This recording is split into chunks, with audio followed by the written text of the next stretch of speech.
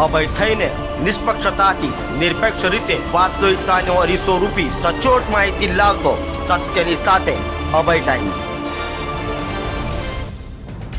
રાંદેર પોલીસે ગાર્ડનમાં મહિલાને છેડતી કરનાર જમીન દલાલને ઝડપી પાડી સળિયા પાછળ ધકેલી દીધો છે। રાંદેર પોલીસ પાસેથી મળતી માહિતી મુજબ રાંદેર ખાતે આવેલા એક ગાર્ડનમાં એક પરિણીતા તેના બાળકો સાથે જતી હોય ત્યાં એક જમીન દલાલ પણ આવતો હતો અને તે જમીન દલાલે પરિણીતાને છેડતી કરી કહ્યું હતું કે તારા બંને બાળકો સાથે ગાર્ડનમાં કેમ આવે છે, તું એકલી કેમ નથી આવતી, તેમ કહી છેડતી કરી હતી, જેને લઈ પરિણીતાએ રાંદેર પોલીસ મથકમાં જઈ ફરિયાદ કરતા રાંદેર પોલીસે છેડતી કરનારને ઝડપી પાડી સળિયા પાછળ ધકેલી દીધો છે। ગોરાટ હનુમાનજીનું મંદિર છે, ત્યાં એક એસએમસીનું ગાર્ડન આવેલું છે। ત્યાં લોકો મોર્નિંગ વોક કરવા અને સાંજે વોક કરવા માટે આવતા હોય છે। એમાં એક મહિલા ત્યાં આગળ વોક કરવા એના પુત્ર સાથે ગયા હતા।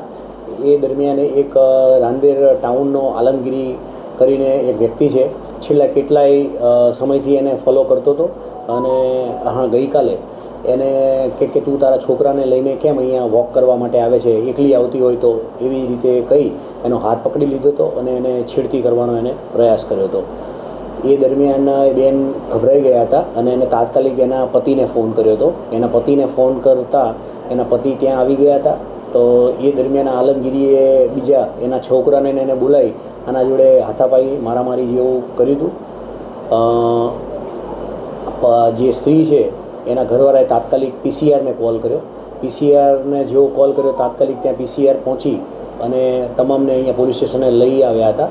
એ દરમિયાન બેને વાત કરી કે મારી જોડે આ રીતની કેટલાય સમયથી હેરાન કરે છે અને મારી આજે આ રીતે છેડતી કરી છે।